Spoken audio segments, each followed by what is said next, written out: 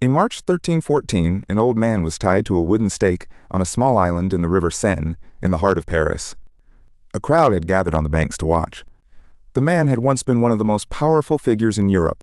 He had commanded an organization of warrior monks that kings feared and the church protected.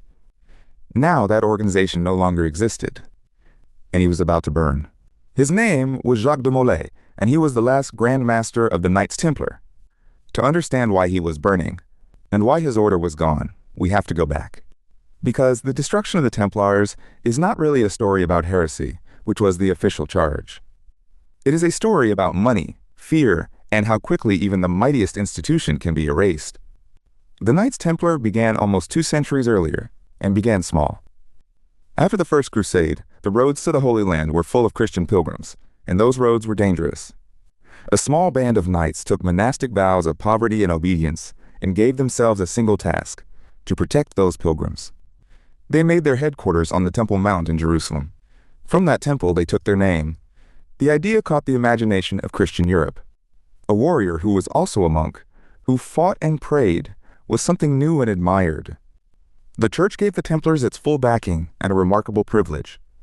They would answer to no king and no local bishop. They would answer only to the Pope himself. Donations poured in. Money, land, whole estates, given by the powerful and the dying alike. And here the Templars became something their founders had never imagined. They were spread across every Christian kingdom, they were trusted, and they were disciplined.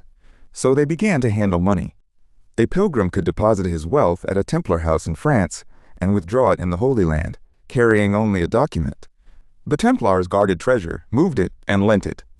They had become, in effect, the first international bank in Europe. And kings borrowed from them. For almost 200 years, the Templars were a pillar of the Christian world. But that world was changing. In 1291, the last great Christian stronghold in the Holy Land, the city of Acre, fell. The Crusader states were finished, and the Templars were left with a problem they could not solve. The order had been created to protect pilgrims in a Holy Land that Christians no longer held. Their purpose was gone. Their wealth was not. Watching them, in France, was a king. Philip the Fair ruled the most powerful kingdom in Europe, and he had a problem of his own. He was deeply, dangerously in debt. His wars had drained the treasury. He had already expelled and robbed other groups of moneylenders to refill it. And among those he owed was the Order of the Temple itself. So Philip looked at the Templars and saw several things at once. He saw an order that no longer had a clear purpose. He saw a vast fortune held by men who answered to the Pope and not to him. He saw his own crushing debts. And he saw a Pope, Clement V, who was French, who was weak, and who owed his position in part to Philip's support. The Templars were rich, they were no longer needed, and the one man sworn to protect them could be controlled. What Philip did next was, for its time, extraordinary. He did not raise an army against the Templars. An army would be slow, visible, and would give them time to scatter or resist. Instead, Philip planned something quieter and far more modern. In the autumn of 1307, sealed orders were sent out in secret to his officials across the whole of France. Every official received the same instruction. Do not open this until the appointed day. That day was Friday, October 13th, 1307. At dawn, all across France, the sealed orders were opened at the same hour. And all across France at the same time, the king's men moved. They went to every Templar house, every estate, every preceptory. They arrested the knights in their beds. Hundreds of Templars were seized in a single coordinated morning, before almost any of them understood what was happening. For the Templars, there was no warning and no chance. These were trained soldiers, men who had fought in the East, who lived behind stone walls. But you cannot defend a wall against an arrest you do not know is coming.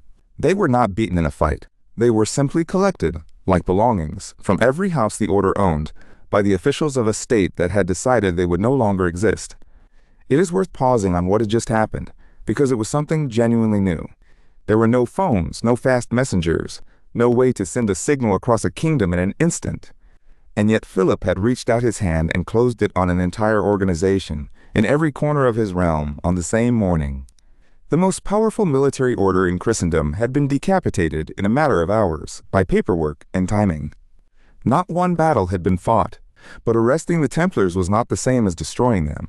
Philip needed a reason, something that would let him take their wealth and force the Pope to accept it. The reason he chose was heresy.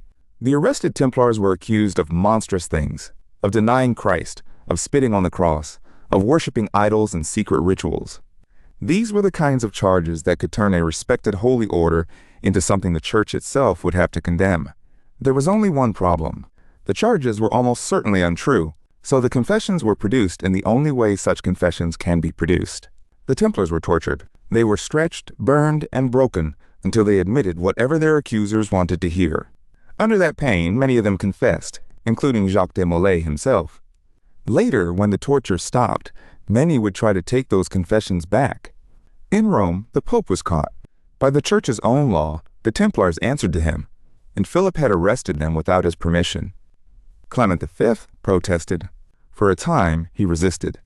But Philip applied pressure and kept applying it, and Clement was not a strong enough man to refuse a determined king. In the end, the Pope gave way. In 1312, he formally dissolved the order of the Knights Templar. The institution that had answered only to Rome was erased by Rome, which brings us back to the island in the Seine and the old man at the stake. By 1314, Jacques de Molay had spent years in prison. He had confessed under torture, and the order he had led was already abolished. But in what he knew were his final days, the old Grand Master did something unexpected. Standing before the crowd, he publicly took back his confession. He declared that the Templars were innocent, and that the charges against them were lies. For a man who had already confessed, taking the confession back was itself a crime. It made him, in the law of the time, a heretic who had returned to his heresy. The punishment for that was fire. And so, on that island in Paris, Jacques de Molay was burned alive, for insisting at the very end that he and his order had done nothing wrong. He was around 70 years old. There is a famous legend about what happened next. As the flames rose, de Molay is said to have called out a curse. He summoned the Pope and the King to answer for what they had done before God within the year. It is only a legend. But here is the strange part. Pope Clement V died about a month later. King Philip the Fair was dead before the end of that same year. The curse is almost certainly a story invented afterward. The two deaths, falling so close together, are real. As for the Templars' great fortune, the wealth that had first drawn Philip's eye, much of it was officially handed to another military order. But Philip made sure the process cost him nothing, and that his own debts to the Templars simply vanished along with them. The richest, most protected order in Christendom was gone. Its lands were divided. Its name became a thing of suspicion. And the king who had destroyed it walked away from the wreckage. In the centuries since, the Templars have been buried under legend. Stories of hidden treasure, of secret survival, of guarded bloodlines and holy relics. Those stories are entertaining, and almost none of them are true. And they distract from something the real history makes very clear, something darker than any legend. The Knights Templar were not destroyed because they were weak. They were destroyed at the very height of their wealth and reputation. They had the protection of the Pope. They had castles, fortunes, and a network spread across an entire continent. None of it saved them. They were destroyed because one powerful man needed their money and found a moment when no one with the strength to stop him was willing to try. This is the part of the story that should make a modern listener slightly uneasy. We tend to assume that large, established institutions are permanent, that their charters, their protections, and their long history make them safe. The Templars had all of that, in greater measure than almost anyone alive today. And it took a single determined enemy and a single morning to begin erasing them. Protection that exists only on paper is only ever as strong as the will to honor it. The small island in the Seine is still there. Today, it is a quiet, ordinary place, joined to the rest of Paris, with no sign of what happened on it. 700 years ago, an old man burned there rather than repeat a lie, and an organization that had outlasted kings and shaped a continent came to its end. The Templars were not brought down by an army, or by God, or by any of the secrets later invented for them. They were brought down by a king who owed them money. In the end, that was enough.